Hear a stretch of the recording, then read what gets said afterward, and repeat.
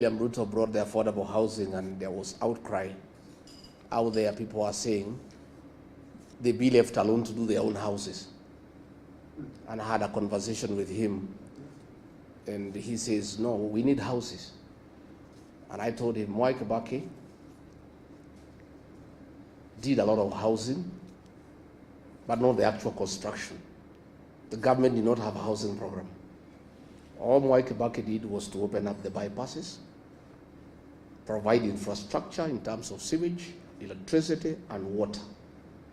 And the private sector, on its own, build houses all over Nairobi.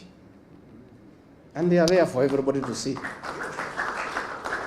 There is no need for government to compete with the private sector to put up houses. The work of government is not to do houses, it's to provide services.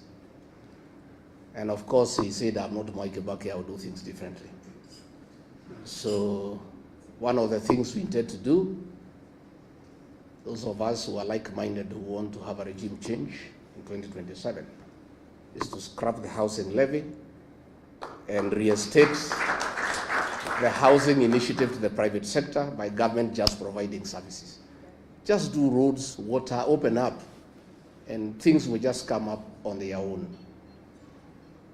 Again, I must say, I went to see Mwai Kibaki in 1988. I was a student leader at the University of Nairobi. I was the chairman of the Nyeri University Student Association. And through my then member of parliament, the late Matuamai, I sought an appointment to see the vice president. And I went to his office in Jogo House.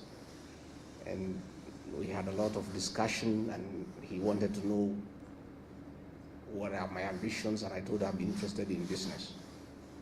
I had thought he would give me some money to start the business. Not Mwai Kibaki. He went on his shelf, behind him, there were many books. And he looked through, produced one book and gave it to me. That book, the author is called Jonathan Black. It's called The Oil. He said, if you want to do business, go and read this book, you'll be a good businessman. That is his mentorship, and today I'm a good businessman, instead of tokenism. Judy, please work quickly to finish the mausoleum in Othaya, because much as we are having this ceremony here, the villagers back home would like to celebrate Mzee, and they would like to come and remember him. And since we cannot bring them here to Nairobi, to listen to Professor Kagwanja and foreign policy, they would just like to come to Othaya just to remember the old man for what he did for the people of Othaya, for what he did for the people of this country. Professor Kagwanja, thank you. On the foreign policy, you have told us Mwai Kibaki, his foreign policy was based on the best interest for this country. The other day I talked about our foreign policy in Sudan that is driven by commercial interest. And I saw one of the Ruto flower girls yesterday trying to lecture me that I shouldn't talk about it because I saw to some constitution. The constitution that I and Muturi saw to is to do the right thing and to keep the law. It's not to enable other countries to buy arms to kill children. And Eugene Wamalwa, you know, we are looking at what is happening about Butere girls. We are unable to understand what is this viciousness against children by the present government. Even the colonial government that was very brutal, it never went for the children. Mzungu, they were very brutal, but they spared the children. So we have seen a situation where an administration has panicked because this one term is becoming real. So they have gone berserk.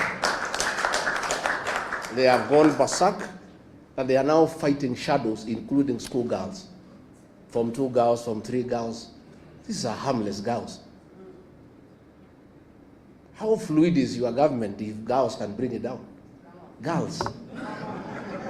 Surely. You know.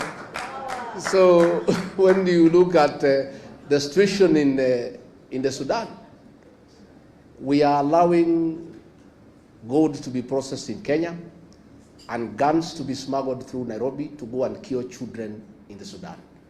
So we are asking, what is this bile against young children? We saw the killing of the Gen Zs, the abductions of young children.